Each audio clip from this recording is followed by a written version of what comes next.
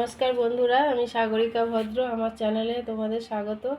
আমি আর একটা রান্নার রেসিপি নিয়ে চলে এসেছি। দেখো, তার জন্য আমি এখানে একটা টমেটো, একটু ধনেপাতা, একটা পেঁয়াজ, দুটো ছোট আলু, একটা কাঁচা লঙ্কা আর একটা ক্যাপসিকাম দানাগুলো বের করে নিয়েছি, আর কিছুটা বরবটি নিয়েছি। এখন এগুলো রেডি করে নেব।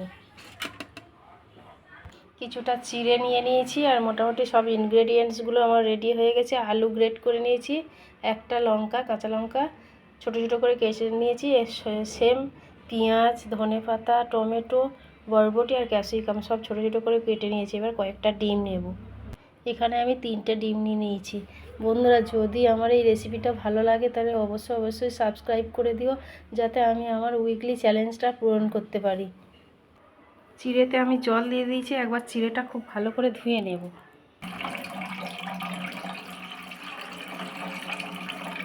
কড়া গরম হয়ে গেছে, অল্প করে তেল দিয়ে আমি ডিমটা ভেজে নেব। ডিম 3টে।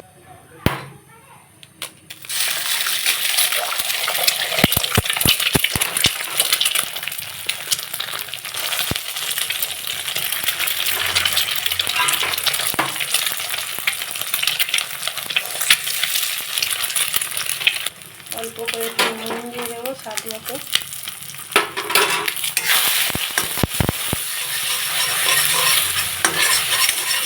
ডিমটা এইভাবে নেড়ে নেবো যাতে ছোটো ছোটো ছিদ্র হয়ে যায়। ডিমটা ভাজা হয়ে গেছে, তুলে নিয়েছি। এখন কড়াই অল্প করে তেল দেব, দিয়ে গ্রেট করা আলু, বরবটি, ক্যাপসিকাম আর পেঁয়াজটা ভেজে নেব। সঙ্গে টমেটো, ধনেপাতা, কাঁচা লঙ্কা দিয়ে দেবো।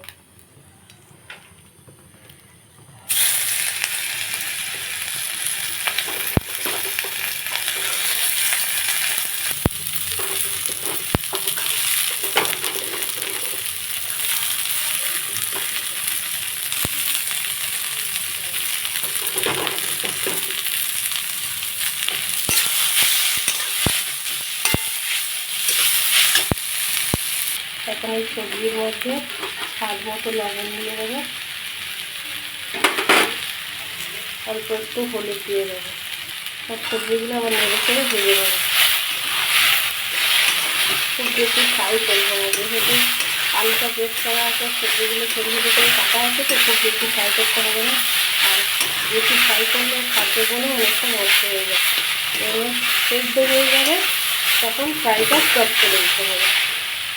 এখন এই সবজির মধ্যে টমেটো আর ধনেপাতাটা দিয়ে একটু ঢেকে দেবো, যাতে সবজিগুলো আরও ভালো করে সেদ্ধ হবে। এখন ঢাকনা তুলে বসিয়ে দেবো।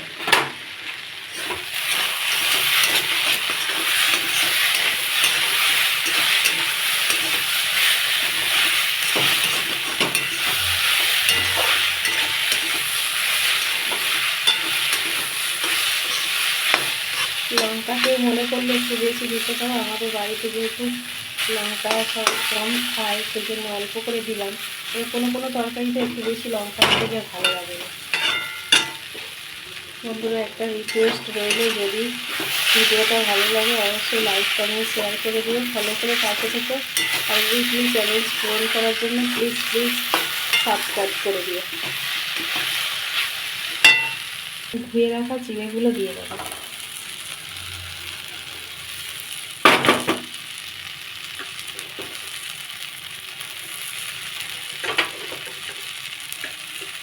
খুব সুন্দর সফট আর নরম হয়ে গেছে।